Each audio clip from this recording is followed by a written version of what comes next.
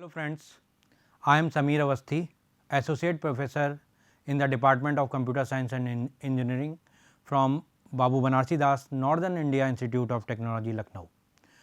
Today I am going to teach you Object Oriented System Design and my topic is Introduction to UML. First of all, what is UML? UML is a standard language for specifying, visualizing, constructing and documenting the artifact of the software system. UML was created by Object Management Group OMG and UML 1.0 specification draft was proposed to the OMG in January 1997. OMG is continuously making effort to create truly industry standard. तो UML क्या होता है? UML के बारे में आपको मैं previous slide में बता भी चुका हूँ, यूनिफाइड मॉडलिंग लैंग्वेज। और इसके बाद UML बेसिकली यूज क्या करते हैं, कैसे यूज करते हैं UML को? UML stands for unified modelling language. As you know, UML is different from other common programming language such as C++, Java, COBOL etcetera. यहाँ पे यूनिफाइड मॉडलिंग लैंग्वेज कोई प्रोग्रामिंग मॉडलिंग लैंग्वेज नहीं है. It's different from C++, Java, COBOL etcetera. इन सबसे अलग है ये. यहाँ पे हम इससे UML के थ्रू हम एक pictorial view, it's a pictorial language, और इससे हम एक ब्लूप्रिंट तैयार करते हैं. While on the other hand in case of C++, Java, COBOL programming language है, उससे हम सॉफ्टवेयर डेवलपमेंट के लिए यूज करते हैं. तो थर्ड पॉइंट यहाँ पे बिल्कुल क्लियर है आपको. UML, what is UML? UML is a pictorial language. अगर मैं बात करूँ तो UML क्या है? UML is a pictorial language. This UML can be described as a general purpose visual modeling language to visualize, specify, construct and document software system. Although UML is generally used to model software system, it is not limited with this boundary. It is also used for non software application as well. मतलब यहाँ पे ऐसा नहीं है कि unified modelling language जो है वो केवल software development, software object oriented software design और सॉफ्टवेयर डेवलपमेंट के लिए यूज होता है. इसको हम नॉन सॉफ्टवेयर एप्लीकेशन के लिए भी यूज कर सकते हैं. For example the process flow in manufacturing unit. Process flow in manufacturing unit, उसके लिए भी हम UML डिफाइन करते हैं. तो UML जो है आप बता सकते हैं software oriented design, software system as well as non software oriented system के लिए भी एप्लीकेबल है. Now going towards next goal of the UML. There are number of goals for developing UML, but the most important is to define some general purpose modeling language which all the modelers can be used, and it also need to be made simple to understand and use. Means क्या हुआ? Unified modelling language के through हम एक general purpose language एक design करते हैं जिसके through एक ओवरऑल ब्लूप्रिंट डिज़ाइन किया जा सके सॉफ्टवेयर डेवलपमेंट सिस्टम डिज़ाइन के लिए. UML diagram are not only made for developers but also for the business user. जैसा मैंने आपको बताया अभी कि ये जो UML लैंग्वेज है, यूनिफाइड मॉडलिंग लैंग्वेज, ये केवल सॉफ्टवेयर ओरिएंटेड अप्रोच के लिए नहीं है, नॉन सॉफ्टवेयर अप्रोच के लिए भी हम फॉलो कर सकते हैं. यहाँ पे UML डायग्राम जो हैं are not only be use for developers but also for the business users, common people and anybody interested to understand the system are use UML. The system can be a software or a non-software system. There must be clear that UML is not a development method, rather than it accompany the process to make it a useful system. Conclude कैसे कर सकते हैं? In conclusion, the goal of UML can be defined as a simple modeling mechanism to model all possible practical system in today complex environment. तो UML का बहुत use है, बहुत application है. ये with the help of the UML हम ये जो ऑब्जेक्ट हमारा software object oriented system design है, इस सब्जेक्ट में एक जो मॉडल है वो क्रिएट कर सकते हैं. Now going toward the next cycle, what is the conceptual model of UML. UML का कंसेप्चुअल मॉडल क्या होता है? A conceptual model can be defined as a model which is made of concept and their relationship. As you know that conceptual model means अगर कोई model मैंने एक ऐसा बनाया जिसके जो कि कॉन्सेप्ट और उसके रिलेशनशिप को एसोसिएट कर रहा हो, कंसेप्चुअल मॉडल कहेंगे उसको। A conceptual model is the first step before drawing an UML diagram. UML diagram draw करने से पहले कंसेप्चुअल मॉडल बिल्ड किया जाता है। It helps to understand the entity in the real world and how they are interact with each other. And UML describe the real system. It is very important to make a conceptual model and then proceed gradually. अगर आपको UML model UML diagram बनाना है तो उससे पहले आपको conceptual model draw करना पड़ेगा, उसके बाद आपको प्रोसीड करेंगे UML डायग्राम के लिए। Now elements of the conceptual model. Basically there are the three elements in the conceptual model of UML. It's a building block.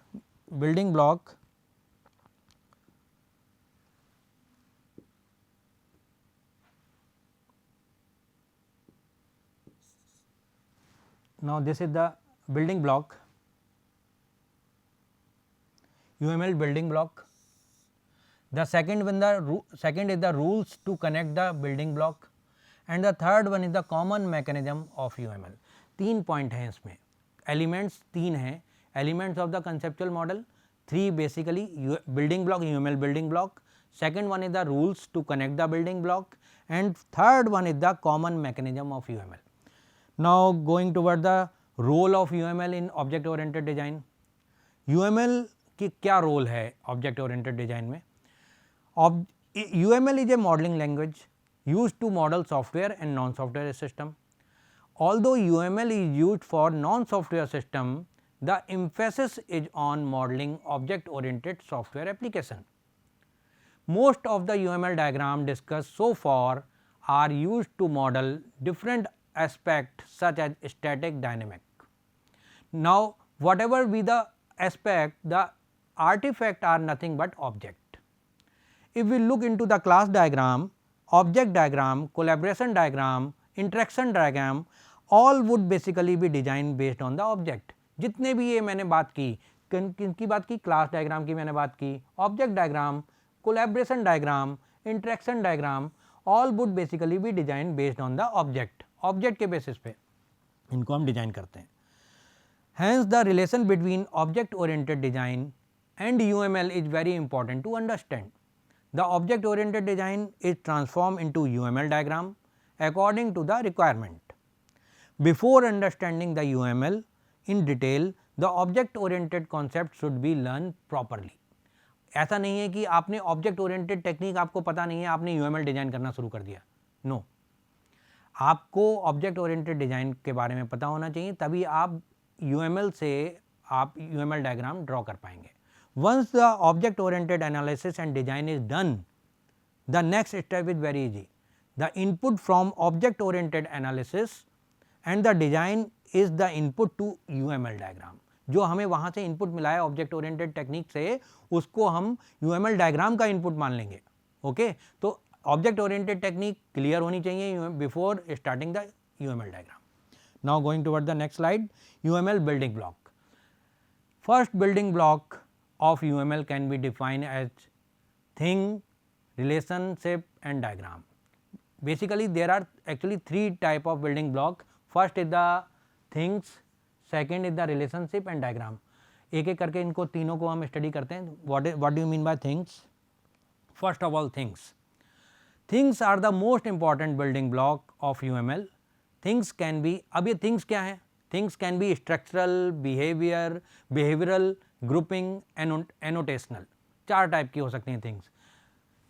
Now first is the structural things. Structural things को हम कैसे define करते हैं? Structural things define the static part of the model. जो भी static part है उसको हम डिफाइन करते हैं स्ट्रक्चरल थिंग्स से। They represent the physical and conceptual element. Following are the brief description of the structural things. कौन कौन से हैं? देखिए, ये यहाँ पे मैंने इस क्लास को डिफाइन किया, इसको इसके इंटरफेस को डिफाइन किया। These are the structural, means class represent a set of object having similar responsibility. Class represent the set of object having similar responsibility. Class के एट्रीब्यूट हैं, ऑपरेशंस हैं। Now interface define a set of operation which specify the responsibility of a class. ये interface हो गया। Now collaboration define an interaction between the element. Interaction between the element is known as the collaboration. Use case, very important. Use case represent a set of action performed by system for a specific goal. इस use case क्या होता है, इसको जानना बहुत जरूरी है UML diagram बनाने के लिए. Use case represent a set of action perform by a system for a specific goal. Use case को डिफाइन हम ऐसे करते हैं. component describe the physical part of the system, and last is the node. Node can be defined as a physical element that exists at run time. मैं जब run time पे जब मैं देखता हूँ इसमें, तो एक नोड है जो हमें डेटा फ्लो के थ्रू दिखेगा यहाँ पे. तो node can be defined as a physical element that exist at run time. Now going toward the behavioural things. There are 4 types. First is the structural and second one is the behavioural. Behavioural things consist of dynamic part of. Static part को हमें अभी पता लगा, structural things से पता लगा. जो dynamic portion है, डायनेमिक पार्ट है, उसको हम बिहेवियरल थिंग्स के थ्रू डिफाइन करते हैं. Then the behavioural things consist of dynamic portion. Following are the behavioural things, that is the interaction. First is the interaction. Interaction is defined as a behaviour that consist of a group of message exchange among the element to accomplish a specific task. ये है, इसको इससे denote करते हैं message. This is a message. Now state machine. State machine is useful when the state of an object in its life cycle is important. कब important होती है state machine? जब ऑब्जेक्ट की लाइफ साइकिल का importance हो. When the state of an object in its life cycle is important, then we use state machine. It defines the sequence of state. It defines the sequence of state of an object goes through in response to the event. ये state machine का क्या मतलब है? It defines the sequence of state an object goes through its response to the event. Events are external factor responsible for state change. Suppose करो मैं एक state change करके दूसरी स्टेट में जाता हूँ, तो ये जो है इसको कैसे डिफाइन करूंगा? जो इस सीक्वेंस ऑफ स्टेप्स हैं, it define the sequence of steps. Sequence of states of an object goes from one state to another. It is known as the state machine. तो बेसिकली जैसे हमने लिख रखा है, it define the sequence of state of an object goes through an response to an event. Now grouping. Third one is the grouping. Grouping things can be defined as a mechanism to group element of a UML model together. There is only one grouping things available. अब यहाँ पे इस grouping के case में केवल एक ही available है और वो है package. Package is the only one grouping method. Grouping thing method की थिंग्स है, मेथड कहना सही नहीं होगा यहाँ पे. Package is the only one grouping thing available for gathering structural and behavioural things. एक साथ उनका पैकेज बना लेते हैं, स्ट्रक्चरल एंड बिहेवियरल थिंग्स का पैकेज बना के वो ग्रुपिंग थिंग्स में आ जाता है. Now going toward the next slide, that is fourth one is the annotational things. Annotational things can be defined as a mechanism to capture remark. Remark को कैप्चर करने के लिए कहाँ क्या यूज करते हैं? अब आपको मालूम होगा, डिस्क्रिप्टर यूज करते हैं, कमेंट्स यूज करते हैं ऑफ यूएमएल मॉडल एलिमेंट्स. तो यहाँ पे ये सब चीज़ें कहाँ पे आती हैं? एनोटेशनल थिंग्स में आती हैं. Annotational things can be defined as a mechanism to capture remark, description and comments of UML model elements. Note यहाँ पे एक बात करने वाली है, वो क्या है? It is the only one annotational things available. Only one annotational things is available, that is note. Note is used to render comments, constraint etcetera of an UML element. तो यहाँ पे हम इसका यूज करेंगे अगर हमें कोई कमेंट्स लगाना है, कंस्ट्रेंट यूज करना है यूएमएल एलिमेंट के लिए, तो हम यहाँ पे एनोटेशनल थिंग्स का यूज करेंगे. Going toward the next slide, relationship. Relationship is another most important building block of UML. It shows how the elements are associated with each other, and association describe the functionality of an application. Basically there are 4 kind of relationship in UML available. 4 तरह की होती हैं। पहला है इसमें dependency. Dependency is a relationship between two things in which change in one element also affect the other. तो पहला first one is the dependency. ये इस तरीके से डॉटेड लाइन के थ्रू हम यहाँ पे शो करते हैं डिपेंडेंसी को। This is a relationship between two things in which change in element also affect the other. Second is the association. Relationship में सेकेंड है association. Association is basically a set of link that connect the element of the UML model. Association बहुत important है अगर UML model में हमें describe करना है। इसमें क्या होता है, association is basically set of link. कई सारे हम लिंक हैं, उनका सेट जो है उसको जो आपके एलिमेंट को कनेक्ट करते हैं UML मॉडल के थ्रू, है ना। It also describe how many object are taking part in that relationship. ये भी बता देता है हमको कि कितने ऑब्जेक्ट हैं वो इस रिलेशनशिप में कलेक्ट हो रहे हैं, यूज हो रहे हैं। तो it's most important, it is सबसे ज़्यादा इंपॉर्टेंट। एसोसिएशन बहुत इंपॉर्टेंट है। देन इसको डिनोट करते हैं, एसोसिएशन में be either in two way, this is association. Generalization, next concept is generalization. It can be defined as a relationship which connect a specialized element with a generalized element. It is basically describe the inheritance relationship in the word of object. तो generalisation specialisation को inheritance के साथ मैंने आपको अपनी previous slide में काफ़ी explain किया है। Now going toward the next slide, realisation. Realisation can be defined as a relationship in which two elements are connected. One element describe some responsibility which is not implemented and other one implement them. जो responsibility implement नहीं हुई थी, दूसरे को implement करना था, वो realisation के थ्रू हम यूज करवाते हैं। This relationship exist in the case of interface. अब अगर इंटरफेस के केसेज में हम रियलाइजेशन का यूज करते हैं, this is the picture of realisation, इसके थ्रू हम यूज करते हैं। Now there are some UML diagram. कई सारे UML डायग्राम हैं। UML डायग्राम में all the elements relationship that are used to make a complete UML diagram and the diagram represent a system.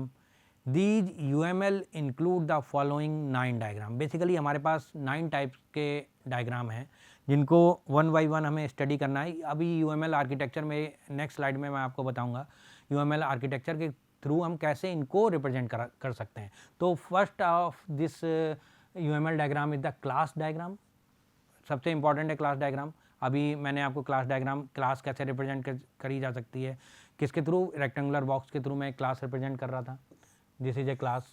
इसके अंदर मैंने यहाँ पे नाम रखा क्लास का, देन यहाँ पे एट्रीब्यूट आए, यहाँ पे नेम हो गया, एट्रीब्यूट हो गए, एट्रीब्यूट, और यहाँ पे इसके फंक्शंस हो गए, या यहाँ पे ये मैंने अभी आपको प्रीवियस स्लाइड में बताया। इसी स्लाइड में अभी आपको फर्स्ट मैंने एक्सप्लेन किया था किस तरीके से होगा।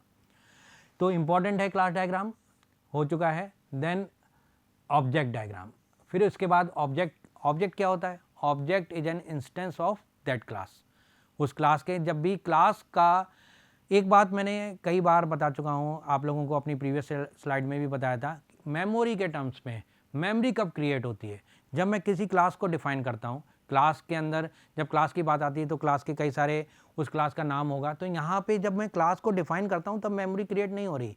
लेकिन जैसे ही मैंने उस क्लास का एक इंस्टेंस क्रिएट किया, मीन्स उस क्लास का ऑब्जेक्ट बनाया, जैसे ही मैं ऑब्जेक्ट बनाऊंगा मेमोरी विल क्रिएट। तो अगर मेमोरी के टर्म्स में बात करोगे आप, तो ऑब्जेक्ट बनाना, जैसे ही आप ऑब्जेक्ट डिफाइन करते हो क्लास का, तब एक ऑब्जेक्ट डिफाइन करने का मतलब इंस्टेंस क्रिएट किया आपने ऑब्जेक्ट उस क्लास का, तो वहाँ पे मेमोरी के टर्म्स में आप बात कर सकते हो। देन यूज केस डायग्राम, अभी यूज केस डायग्राम हम नेक्स्ट आर्किटेक्चर पढ़ेंगे तब भी फिर से देखेंगे। यूज केस डायग्राम के बाद है sequence diagram, this is sequence diagram. Collaboration diagram है, एक्टिविटी डायग्राम है, state chart diagram, again important, deployment diagram and component diagram. Basically these are the 9 type of UML diagram that you have studied in UML complete UML architecture. You have to study in UML architecture. इसके अलावा मैंने जो अभी आपको बताया था, this is the things are the things most important building block of the UML. मतलब यहाँ पे अगर आपने स्ट्रक्चरल, बिहेवियरल और ग्रुपिंग, एनोटेशनल, ये 4 टाइप की थिंग्स को समझ लिया कि कब हमें यूज करना है, तो आप यूएमएल डायग्राम को ड्रॉ कर सकते हो। कैसे होगा फिर से देख लेते हैं। स्ट्रक्चरल थिंग्स में क्या होता है? स्ट्रक्चरल थिंग्स में क्लास आती है, इंटरफेस आता है। स्ट्रक्चर थिंग्स में स्टैटिक पार्ट मॉडल का आता है। स्टैटिक पार्ट का क्या मीनिंग हुआ? स्टैटिक पार्ट का मीनिंग हुआ जब आप क्लास को डिफाइन करते हैं एज ए होल, तो वहाँ पे क्लास को डिफाइन करना स्ट्रक्चरल थिंग्स में आएगा, क्लास का इंटरफेस डिफाइन करना स्ट्रक्चरल थिंग्स में आएगा, स्टैटिक पोर्शन जितना भी है वो स्ट्रक्चरल थिंग्स में रहेगा। They represent physical and conceptual element and these are the following are the brief description of the structural things, class and interface. ऐसी कुछ collaboration, use case, component, node, जो भी स्टैटिक पोर्शन है class का, ये सब स्टैटिक पोर्शन है। Collaboration हो गया, यूज केस हो गए, कंपोनेंट हो गए, नोड हो गए, ये जितने भी स्टैटिक पोर्शन की बात हो रही है, ये सारे स्टैटिक पोर्शन की बात होगी तो वो आपके स्ट्रक्चरल में आएंगे। Now behavioural things. Behavioural things में केवल डायनेमिक पोर्शन की बात करेंगे और it consist of dynamic part of the UML model. Dynamic part का क्या मतलब हुआ? डायनेमिक पार्ट का मतलब हुआ कि जब हम इंटरेक्शन करते हैं, इसके थ्रू एक्चुअली बेसिकली ये जो है ना, ये interaction is the only method, only thing that we use in behavioural. Interaction is defined as the behavior that consists of a group of message exchange among element to accomplish specific task। इस तरीके से हम बच्चों समझ सकते हैं कि अगर मुझे इसको बिहेवियरल जो भी डायनेमिक पोर्शन है उसको डिफाइन करना पड़ जाए तो हम किस तरीके से करेंगे? Through interaction. एंड इसको डिफाइन कैसे करते हैं? It defined as a behaviour that consist of group of message exchange among element to accomplish the task, specific task. Now इसको देखो, इसमें बिहेवियरल थिंग्स में एक और आता है, स्टेट मशीन होता है। State machine is useful when the state of an object in its life cycle is important. अगर मैं अभी बात करूँ, कोई भी मेरे पास क्लास है, वो अभी कोई भी किसी भी ऑब्जेक्ट, क्लास की नहीं है, मैं किसी भी अगर जनरल लेमन लैंग्वेज में बोलूँ तो किसी भी ऑब्जेक्ट जो है वो अपनी स्टेट चेंज करता रहता है।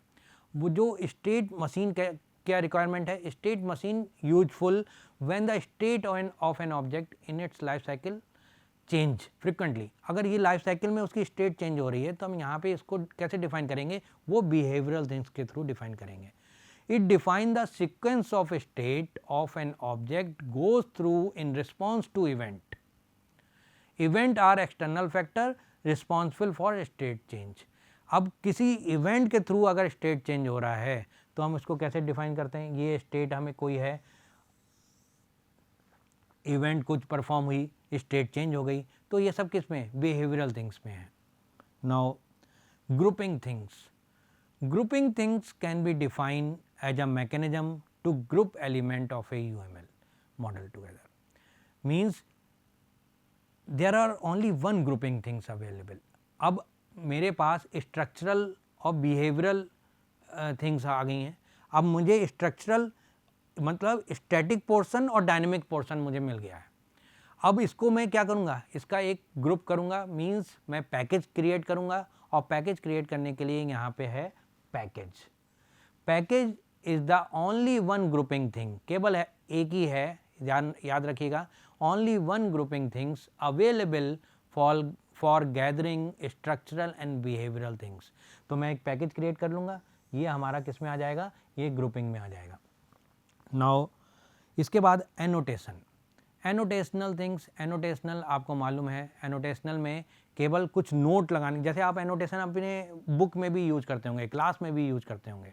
तो annotational things can be defined as a mechanism to capture remark, descriptions and comments of UML model. तो अब यूएमएल डायग्राम में, यूएमएल मॉडल में हम इनको कैसे रिप्रेजेंट करेंगे? कोई रिमार्क हमें बताना है, कुछ डिस्क्रिप्शन देना है, कमेंट सेक्शन में जाना है, तो ये सारी चीज़ें अगर UML डायग्राम की हमें शो करनी है तो हम एनोटेशनल थिंग्स का यूज करेंगे और यहाँ पे नोट यूज करेंगे, that is this note. Note को कैसे डिफाइन करते हैं? Note is used to for comments, constraint etcetera of an UML element. किसी UML एलिमेंट के लिए कमेंट्स और कंस्ट्रेंट के लिए हम नोट यूज करते हैं। And next is the relationship. ये भी मैं आपको अभी बताया था, रिलेशनशिप में 4 kind of relationships are available, that is dependency. Dependency को हमें शो करना है तो हम इसे डॉटेड पोर्शन के थ्रू शो करते हैं। Dependency is relationship between two things, कि किस तरीके से आपस में डिपेंडेंट हैं दोनों चीज़ें, ये डिपेंडेंसी के थ्रू बताएंगे। Second is the relationship is association. Third is the generalisation. Fourth is realisation. तो ये चारों जो हैं ये हमें रिलेशनशिप का पार्ट है। तो डिपेंडेंसी के बाद आता है association. Association is basically a set of link that connect the element of the model, UML model. It is also describe how many object are taking part in that relationship. ये सबसे important है और ये हमें बताता है कि कितने इसमें ऑब्जेक्ट जो है वो किसी रिलेशनशिप का पार्ट हैं। एसोसिएशन बेसिकली ये हमें बताता है कि कितने ऑब्जेक्ट हैं जो इस रिलेशनशिप का पार्ट हैं। Association is a set of link that connect the element of A UML model. Okay, इसके बाद जनरलाइजेशन और स्पेशलाइजेशन की टेक्निक है। एसोसिएशन को हम किस तरीके से डिफाइन करते हैं, इस तरीके से हो सकता है। एंड इसके बाद आपको generalisation, that I have already told. Real relationship के केस में रियलाइजेशन का कॉन्सेप्ट आता है and that can be use by this. Realisation can be defined as a relationship in which two elements are connected. One element describes the responsibility which is not implement and other one implement them. This relationship exists in case of interface. Now ये तो diagram थे जो मैंने अभी आपको बताए थे कि कौन कौन से UML डायग्राम में, and these all 9 UML diagram can be I'll explain in UML architecture. Okay, class diagram यहाँ पे हो चुका है, ऑब्जेक्ट डायग्राम हो चुका है, and use case diagram, sequence diagram, collaboration diagram, activity diagram, ये जितने भी डायग्राम हैं इनको हम UML आर्किटेक्चर वाले स्लाइड में कंप्लीट करेंगे। Next is this is the references, again the object oriented modelling, James Rumbaugh, and thank you.